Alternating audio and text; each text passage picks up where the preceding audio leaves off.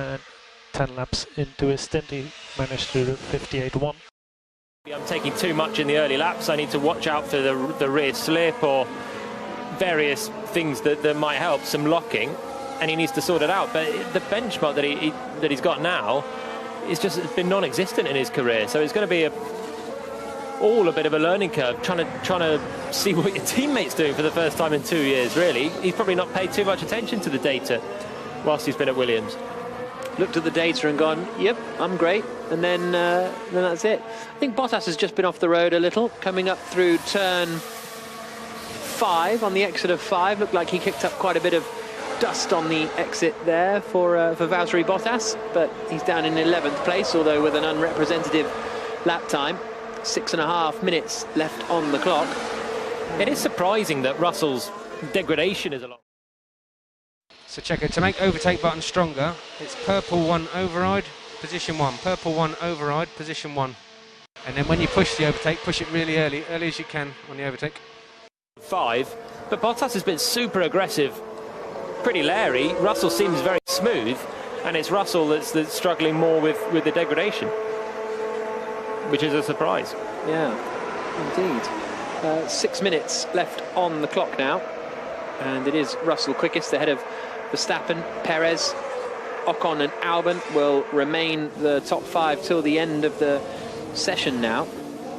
And Max Papis is married to Emerson Fittipaldi's daughter, so Max Papis is the uncle of Pietro Fittipaldi. So there's another little racing link. Did he ever do it? I think he might have done an F1 race or two, Max Papis. More famous over in the States, but no, I think I'm... Okay, Max. Impossible to pass. They're so quick on the straight. He drove for Footwork in the middle part of 1995. 2 finishes in Italy and Europe. So what would that have been? The Nürburgring in 95, but lots of retirements. Andrew, what do you remember of Max Papis's Formula 1 career? He was an absolutely lovely guy. Do you know what my biggest memory of Max Papis was? He won the 1994 Spanish Grand Prix Formula 3000 support race. And that was a very emotional day for him because he was quite close to Ayrton Senna, who'd obviously been killed a couple of weeks before at Imola. And I had spent quite a long time talking to Max Papis that weekend in the back of the Vortex Motorsport truck at the back of the Barcelona paddock there.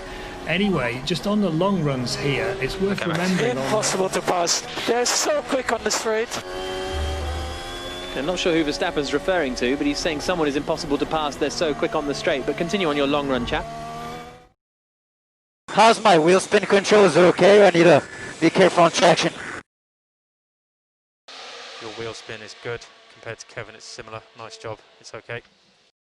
So rear locking is still building. So let's do another click forward on B-Bow.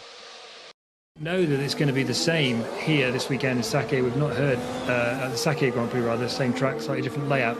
We don't know what that situation is going to be. We've not heard a lot of radio chat, but it could well be the same, in which case Russell's race pace on the soft tyre might not be that relevant. Are they the same soft, medium and hards as were in Bahrain? Yeah. And for a bonus point, Andrew, can you name either of the drivers on the podium with Max Papis at that race in Catalonia? Oh, I can't, mate. I'm sorry, no. It was a long time ago. No, I'm not going to. Was it Jean-Christophe Bouillon, perhaps? No, he won the championship, so it was a safe bet. But it was the only podium finish of the season for Fabrizio De Simone.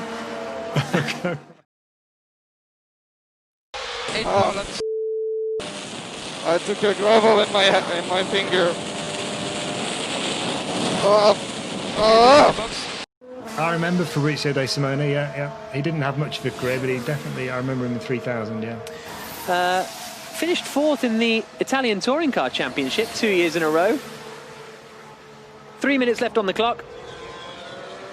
And it will be interesting to see what... apparently Phil says Max Papis is on the original PlayStation F1 game. But we're just getting... Now, was that a replay of Bottas going through the gravel, a replay we've already seen, or was that a different occasion? I imagine it's a different occasion. I think it might be. You just do to wash wide with understeer that time through turn 5. Here's Gasly. I took a gravel in my finger. Man, the rears are finished. There's nothing left on the rears. Him in the finger and he thought he'd broken it, and seems as though Gasly's feeling the pain from a stone hitters as well. You never had that, did you? I never had that. That's Gasly was following Bottas through turn 5. Bottas ran wide, so maybe it was the original, just seen again to illustrate Gasly then being hit by a bit of that gravel. Grosjean had it in the opening lap of Nürburgring. Bit of gravel from Kimi Räikkönen flicked up and hit Grosjean. He thought he'd broken his finger and then managed to carry on in the race. Gasly sounded in quite a lot of pain there actually on the radio. He's staying out, still lapping. An hour and a minute and 40 seconds left, Jenny. Yeah, just to give you an update on Lando Norris, that McLaren not in a very good state. It's the power unit that's the problem. I believe he's done 14 laps in this session, which is considerably less than the sort of 50-odd that... Yeah, I prefer the box, nothing to run here. Copy. So Russell quickest, Norris down in 17th position. 56 laps for Daniel Kvyat, 54 for Antonio Giovinazzi. The sound you can hear is Pierre Gasly, who's